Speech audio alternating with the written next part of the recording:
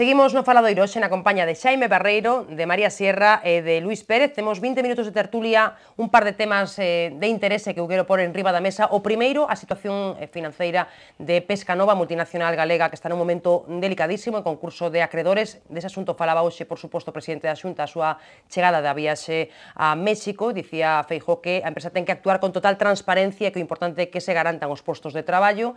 Uns 10.000 en total, 1.500 deles en Galicia. E dicía tamén, porque lle preguntaban aos xornalistas, que non lle corresponde a él nin a Xunta xulgar a actuación do presidente, de Manuel Fernández de Sousa, ante as peticións de dimisión que hai estes días e tamén ante a división que hai tamén entre os propios conselleiros da empresa. En todo caso, vou empezar por Xaime, parece que é o máis procedente, non? Como experto económico que temos hoxe na mesa, non pinta ben a situación da multinacional, non? Ti como a ves? Pinta moi mal e a situación do señor Fernández Sousa peor.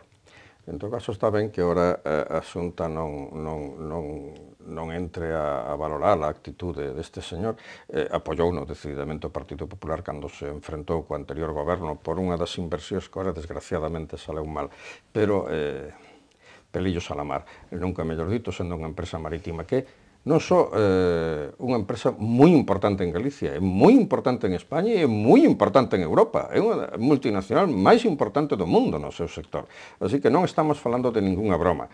E intentar preservar o empleo, claro está, eso debe decirse diante, pero intentar preservar unha das poucas plataformas que temos para estar presentes no mundo inteiro cunha actividade productiva é unha cuestión que merece hasta rosarios, se se puderan facer. Eu son partidario de que todo o mundo este atento ao que se faga na empresa, que se lle exixe aos seus actuales xestores transparencia absoluta para poñer en orden as cousas e, desgraciadamente, para preparar a decisión de sustituílos. O que parece raro que non se vira isto, non? Porque foi bastante inesperado, non? O mundo empresarial, cando se move en moitos lugares, e o mundo empresarial relacionado co mar máis, é moi tépedo, moi tépedo. E a veces podes, mira, ainda estamos preguntándonos quen era o dono do Prestige, Ese choveu. Por poñer un exemplo, non? É moi tépedo. Luís e María, como ven este asunto? Pois... Tamén con preocupación? Sí, con preocupación e, sobre todo, con ignorancia total, xa non só porque non estamos ali dentro, que senón polas todas as noticias, que é onde nos podemos beber, digamos, das noticias que sacan. As noticias que salen estes días non aclaran nada, pero non só as noticias as que trascenden, sino creo que o propio Consello de Administración, polo que din, tampouco sabe o que pasa. É que eu dudo que hasta o señor Fernández de Sousa sepa o que pasa, porque pode ser ese o gran problema, que é unha empresa que ten tantas derivacións, tantas empresas mixtas con outros países, que o mellor é moi complicado. Non quero con isto salvar a súa responsabilidade, porque a maior responsabilidade é do máximo directivo da empresa, dirixente, que é el, e debía saber. E algo debía saber cando pouco antes de, non só el, sino outros membros tamén do Consello de Administración e da Dirección, cando pouco tempo antes de producirse esta suspensión de pagos, a chamada concurso de acredores ou preconcurso que foi se fixo, cando venderon parte das accións, cando estaba aínda... Pero, bueno, a ignorancia, o que decíamos que era algo tan imprevisto que subía en bolsa, os valores de Pescanova subían en bolsa, a empresa funcionaba aparentemente con total normalidade, tanto na súa distribución, ventas, os analistas, estes días salía, os analistas que sempre se equivocan, pero aconsellaban comprar accións de Pescanova estes días antes. Entonces estamos, eu creo que, sumidos nunha situación de total descoñecemento do que pasa. A Comisión Nacional do Mercado de Valores tampouco se logra nin siquiera que lle presenten as contas, o sea, que é unha situación ben complicada. E o que decía antes Xaime, que é unha empresa moi importante para Galicia e moi importante para o sector en todo o mundo. E a ver, bueno, a cuestión é que probablemente o grave problema é o endeudamento que ten, ese endeudamento que tan altísimo que non hai administración, por moito que queiran, hai uns anos lle axudou, pero hoxe parece que é imposible que se poida axudarlle a que? Axudarlle a que, claro. Entón, pois... Son 2.000 e pico millóns de euros, un home estamos que a vai falar. por diante pedindo axuda sempre coa bandeira do país. Pois que xa que a pero bandeira eso do ahora país xa vai ni- por diante, ni- polo ahora menos xa se tilea a bandeira, e ahora entonces somos de todos, non? Ahora xa ni Ahora país xa nin España, país, nin digamos, bandeira, porque nin xa nada, non xa ten todo. capacidade A verdade é para que poder está prestar, totalmente descalificado para poder para prestar esas axudas. Entón, bueno, o único que hai que pedir, supoño, que é cordura á xente que ten responsabilidade, os administradores concursais, a propia dirección, cordura e a banca e os que están dirixindo a empresa, pois que busquen a salida, porque eu creo que a empresa, polo que se ve, pois é unha marca de prestixio e está consolidada e eso Tería que ser, ten valor, tería que funcionar ben. Tería Vamos. que funcionar. A ver, María. Sí, bueno, el tema efectivamente es un tema complicadísimo, muy farragoso y yo tampoco tengo unos conocimientos suficientes como para hacer un análisis muy específico. Evidentemente yo creo que cualquiera que lea la prensa cada día está más preocupado porque las noticias cada día son peores con respecto a la situación de la empresa, con respecto a lo que ha dicho el presidente, que deban de ser absolutamente transparentes, pues sí, evidentemente. Que lo ideal sería que celeridad y agilidad, como también ha dicho en el proceso, pues sí, lo que pasa es que eso es un poco contradictorio con el mundo de la justicia, pretender que un procedimiento, un concurso de acreedores de semejante volumen sea rápido y ágil, yo pues lo encuentro un poco utópico, ¿no? Con respecto al presidente, yo no sé, quiero decir, no puedo en este momento realizar o juzgarlo, prejuzgarlo y decir si actuó bien o actuó mal. Ahora sí que es cierto que el indicio de que hace aproximadamente 9 meses procediese a la venta del 50% de su accionariado no huele bien. Sin comunicarlo. Y a eso iba a decir ahora, y que además, según informa la Comisión Nacional de Mercado de Valores, no lo hubiera comunicado esta venta, siendo expresamente una obligación de los accionistas cuando tienen un porcentaje de accionariado de una empresa que se encuentra en bolsa, el hacerlo específicamente, pues huele todavía peor. Y si a mayor abundamiento ahora la comisión le requiere una documentación y finaliza el plazo y no la presentan en la forma para la que han sido requeridos, pues chicos, realmente, aunque no queramos prejuzgar, ni queramos culpar, ni queramos señalar, hay que ser muy cauto y muy prudente para no acabar diciendo que este señor debe de tener algún tipo de responsabilidad, ¿no? Con respecto a los analistas, yo no voy a hacer una defensa del sector, efectivamente muchas veces se equivocan, pero también es verdad que los analistas realizan pues una manifestación, un informe, una opinión al respecto de una empresa en función de la documentación que se recibe. Y lo cierto es que la auditoría que estaba realizando la gestión económica o seguimiento económico de esta empresa, es que la información que estaba dando parece que nada tiene que ver con la realidad. Entonces yo creo que es muy importante que se haga una auditoría pues verdaderamente seria, verdaderamente profunda, formada por cuantos especialistas sean necesarios para ver qué ha pasado con todo ese dinero, porque aquí o tiene que haber un agujero, o tiene que haber un fraude, o tiene que haber un enriquecimiento de quien no tenía que haberse enriquecido, o tiene que haber algo que justifique estas diferencias económicas tan grandes.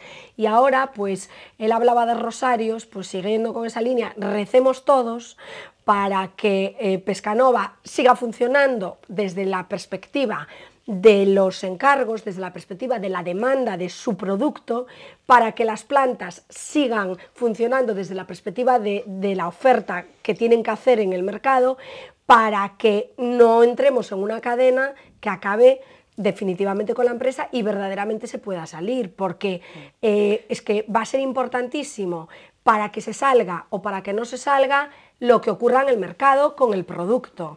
Entonces, lo importante es que las plantas sigan funcionando. Lo importante, evidentemente, como él decía, son los 10.000 trabajadores. Pero también que no entremos en una espiral de pérdida de confianza en el mercado, de pérdida de pedidos, de pérdida de no poder poner el producto donde tiene que llegar y en la manera que tiene que llegar, porque entonces sí que la situación sería catastrófica para la empresa, por supuesto, pero para Galicia, por todos los trabajadores que forman parte de esa empresa también, porque es que estamos hablando, si no me equivoco, de la 5ª multinacional a nivel mundial. Es que, bueno, por supuesto en España, en Galicia la primera, en el sector alimenticio, pero la quinta a nivel mundial, o sea, es que las consecuencias pueden ser económicamente brutales. Onte sabía que facía aquí na mesa un chamamento a xente para que siga mercando produtos Pescanova, nós podemos facelo tamén, non? Sí, ayer tamén... O fío do que di María, digo. En unha cadena de radio se hacía la broma sacando do medio contable, seguimos ya comprando pescado. ¿Cómo se llamaba? Rodolfo Langostino, ¿no? Y decían otra vez vamos a tener que decir aquello de llévame a casa, ¿no? Pero es que verdaderamente, si no reaccionamos todos en positivo y nos abstraemos un poco de las noticias que estamos oyendo y seguimos creyendo solo en lo que es el producto, las consecuencias sí que pueden ser irreversibles. A ver, temos que ir a Venezuela, Xavi, pero se queres... Só decir unha cosa para ter algo positivo ao final. A verdade é que no sector primario, en Galicia, solo coa traballo de Pescanova e Coren, podemos aspirar a ser un país bonitiño. O que pasa que pasan cousas destas e nos derrumbannos para siglos, porque non temos grandes líneas de retaguardia industrial ou comercial para defender o daño é terrible que se fai con un comportamento deste tipo e solo hasta aí, solo polo que se trata da pérdida de control dunha situación empresarial deste calibre, o señor Fernández Sousa debe ser apartado e incluso castigado. Sin entrar logo nas súas situacións personales, se cobrou ou non cobrou, que xa me da igual, ou se vendeu, pero perderlle o control a unha empresa deste tipo como perdeu nas últimas semanas é unha cosa vergonzosa. Bueno, pois estaremos moi pendentes do que pasa con Pescanova, xa comentaremos aquí na mesa, temos que, dicía eu, marchar a Venezuela, aproximarnos ao país sudamericano, como sabedes, en unha situación pois, convulsa, tensa, tamén de violencia na rúa, parece que hoxe algo menos. Logo desa xustadísima vitoria electoral de Nicolás Maduro, o herdeiro político de Hugo Chávez, hoxe o candidato opositor Enrique Capriles en chándal, porque ali xa todos os políticos van en chándal, aquí non entendemos, pero bueno, ese é outro tema. Pero digo eu que pedía o reconto dos votos, que era algo que xa anunciaba, e tamén coñecíamos nas últimas horas que o príncipe de Asturias non estará na toma de posesión de Maduro, prevista para mañá. Bueno, pido vos impresión sobre a situación no país latinoamericano, que nos preocupa moito, porque hai moitos galegos ali, claro. A ver, Luís, todos con brevidade, Sí, hai un país dividido neste momento, profundamente dividido, e o futuro pois é imprevisible. O que poida pasar en Venezuela pode pasar pois calquer cousa. A min o que máis me sorprende ou máis significativo nestes momentos é que Estados Unidos e Obama, neste caso, os republicanos, non recoñecen a victoria de Maduro, polo menos ata que se faga, además exixen que se faga o reconto, algo que non coincidía, polo menos, coas políticas que está levando Estados Unidos nos últimos anos, donde non intervén, que é unha forma de intervir directa no que fai outro país, de non recoñecer os propios mecanismos que teñen internos, e cando non os recoñece Estados Unidos é porque non está claro. Eu teño claro que o resultado probablemente non sexa o oficial, porque tampouco Estados Unidos con Chávez pois tuvo unha actitude moi belixerante.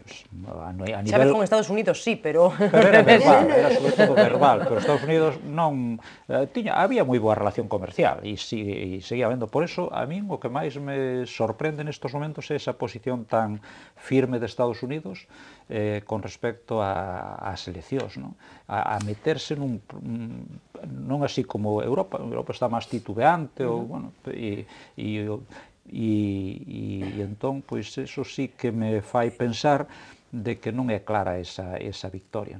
O que che parece, supoño que é adecuado que non vai ao príncipe de Asturias, tal e como están as cousas, tamén hubo polémica, non? O chavismo estaba enfadado con o ministro de Exteriores, non? Por titubear precisamente e recoñecer a victoria de Maduro. Eu penso que vais máis na línea do goberno que considera que non debe ir o príncipe para non validar de algún xeito ese resultado. Poden involucrar o príncipe que vai ser o futuro rei, non sei se pronto ou máis tarde, pero e sobre todo despois da posición de Estados Unidos. Eu creo que eso sí influiu. Foi determinante. Eu creo que sí.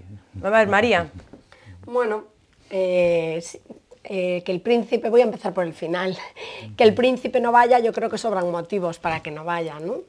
que efectivamente es una forma de no, aunque formalmente hayamos tenido que recular con esas manifestaciones aclaratorias del ministro, porque no nos queda otro remedio en defensa de los intereses de todas las empresas que están allí en Venezuela y que a veces tenemos que tragar sapos todos en cualquier sector de nuestra vida porque no nos queda otro remedio. Y con independencia de eso, digo, pues el hecho de que el príncipe no vaya, pues quizás sea una forma de decir con la boca pequeña que, aunque hemos corregido, verdaderamente no se reconoce. Porque en realidad no creo, como dice, lo hace Estados Unidos, y yo creo que en el interior de cualquier país, con independencia, digo, de las manifestaciones formales o oficiales, yo creo que todo el mundo duda de la legitimidad de este señor para gobernar, creo yo, ¿no? En cualquier caso, a mí, como ya me pareció esperpéntico todo desde el minuto 1, empezando por el pajarito... Desde el minuto chándal, ¿no? Sí, desde el minuto chándal, minuto pajarito, minuto todo, ¿no? A mí como me pareció todo esperpéntico... claro, a mí como... ¿Sabes? Yo es que ya no me sorprende de este señor, no me sorprende nada. Me parece tristísimo porque desde luego si el nivel de su campaña política y el nivel de todas sus manifestaciones y de cómo vuelve a llegar al poder y de cómo se dirige a su pueblo y todo, es una representación o una manifestación del nivel cultural de Venezuela, me da mucha lástima y mucha pena, porque es que debe de ser entonces de lo más primario y de lo más primate que nos podemos imaginar. Entonces, digamos que otro estilo, ¿no? Sí, me da absoluta lástima, ¿no? Y claro, sí, totalmente. Y con respecto al país que está dividido, pues claro, ¿cómo no va a estar? Si es que este señor se creyó que iba a ganar por el único hecho de ser el heredero de, ¿no? Sin ofertar nada más al país. Yo creo que cuando no fueron capaces de embalsamar el cadáver tenían que darse cuenta que era presagio de algo. Tenían que darse cuenta que la continuidad no va a ser tal como ellos pretendían, que había que haber dado ahí una lectura más profunda y no se dieron cuenta. A ver, Xaime, a ser tío chavista da mesa ou non? Non, desgraciadamente non. Eu, como persona de esquerda, sentíme sempre barallado polo feito de que o chavismo abrazara a Bolívar como líder dunha presunta esquerda. É unha cousa que sigo, porque ainda por riba son historiador para máis desgracia, e entonces non acabo de ver no persoeiro un símbolo que a esquerda poda levantar, e que ainda por riba esa esquerda logo se convirta nun permanente zumbido de agitación, tampouco comparto. Que ainda por riba teña aparicións de pajaritos, aí superaronme intelectualmente. Non simpatizo en absoluto co réxime chaviano. Pero hai varias cousas neste chisme. Unha, por certo, o príncipe estivo no funeral de Chávez. Non todas as opiniones concordan en que fora tratado coa debida cortesía. Así que, ainda que só fora por eso, mellor é unha das claves tamén, do que pasar agora, pois eu creo que é prudente que non vaya. Pero, en segundo lugar, eu vexome obligado, estou condicionado por unha cuestión. Houve unha representación do Parlamento Español que estuvo presente nas eleccións en Venezuela e emitiu un informe positivo. E como eu son ciudadano deste país democrático e, ademais, son profundamente respetuoso con as institucións parlamentarias, súmome ese informe. E gárdome todas as miñas dudas, que son as que tiña Luís e unhas cuantas máis, acerca do que pasou en realidade. Pero hai unha cuestión que a min fai... Bueno, primeiro, se tuvo a presidenta do Tribunal Supremo de Venezuela unha resposta sobre o recurso da oposición para o recuento que é absolutamente inadmisible.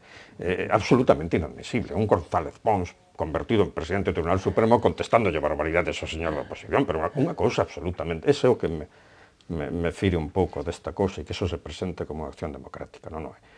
Pero aquí sería un gravísimo problema que despois dunhas eleccións alguén cuestionase a totalidade do proceso electoral, como fixo a oposición en Venezuela. Creo que se equivocou neso da condena universal do resultado das eleccións e que debeu facer impugnacións concretas.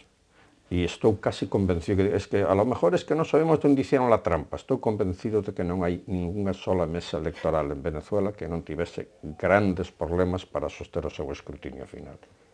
e lamento ter tan pouca fe no proceso de escrutinio electoral de Venezuela.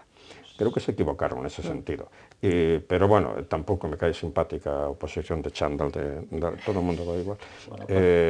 Pero que grave, o peor de todo isto, é que se consolida unha dinámica que leva a Venezuela a unha fisura interna probablemente moi difícil de recuperar en moito tempo para adiante. Temos que pechar 10 segundos, cousas que queden. Eu solo aí discrepando lixeiramente con María no tema de Margallo. Eu creo que Margallo estuvo moi acertado nas súas declaracións. Si non dixera nada. Nos... En el caso de que haya que hacer un recuento... No, ela non... No, yo no dije que no lo hubiera estado, yo dije que ellos lo interpretaron como algo negativo, pero él no dijo nada que... Pero él no rectificó que non tiña nada que rectificar, só dixo, se hai que facer un recuento que o fagan pronto. No, él aclaró que había sido un malentendido, pero que habían sido palabras moi medidas. Eu creo que en recuaron foron eles, que dixeron, encantados, sí, estamos encantados de que a vaya... No, pero ellos dijeron que estaban encantados cuando hubo después un comunicado del gobierno en donde expresamente se reconocía como... hubo dos comunicados distintos. En donde se decía exactamente lo mismo que había dicho antes. Sí, pero donde se decía exactamente o mismo que había dito antes. Pero faltaba a frase, sexa cal sexa o resultado electoral, que era que elles ofendera, Sí, efectivamente, y en el segundo no. Entonces sí que el comunicado era diferente. Pensade que nos temos que ser especialmente cuidadosos cos países latinoamericanos, incluso botar vaselina si a temos en que pensemos que non necesitamos, porque todos os demais, incluído ese, pertenecen a asambleas regionais mundiais as que nos formamos parte. Vaselina. Sí, por los intereses y por todo, hay que tragar sapos. A ver que pechamos, Luis, que te cortamos aí. No, solo eso e no demais, eu creo que agora Capriles xuntou, recopilou, pois, con fala de miles de casos donde houbo votos extraños e fala de 1,5 millón de votos que poden estar. Entón, bueno, eso é o que vai presentar. Supoño que a batalla agora seguirá, pois, e non creo que agora o objetivo de Capriles sea que non se reconozca isto, sino pensando no futuro. Está nun bon momento, está nunha fisura. Porque ya las amenazas han sido súper democráticas. Cárcel... Solo faltaría que pasara eso, entonces... Por eso lo digo, ¿os dais cuenta de lo democrático de las...? Los tampouco está tan apoyando a Venezuela, bueno, cando antes esa declaración de, y yo tampoco lo reconoceré como gobernador y el Estado dejará de cumplir sus responsabilidades con su provincia mientras él no me reconozca a mí, eso es una barbaridad de tamaño tan sobresaliente. Y acusarlo de 6 asesinatos y decir que acabará en la cárcel, non creo que pasen de palabras todas esas cuestións. Bueno, pois irémolo vendo, irémolo comentando aquí na mesa, témolo que deixar aquí, grazas a Xaime, a María e a Luís por acompañarnos. A Luís é a súa obriga, pero a María e a Xaime sí, moitas grazas. A todos, grazas por seguirnos un día máis, volvemos a semana que ven para seguir, como sempre, como facemos a Cotío, analizando a actualidade que deixa o día.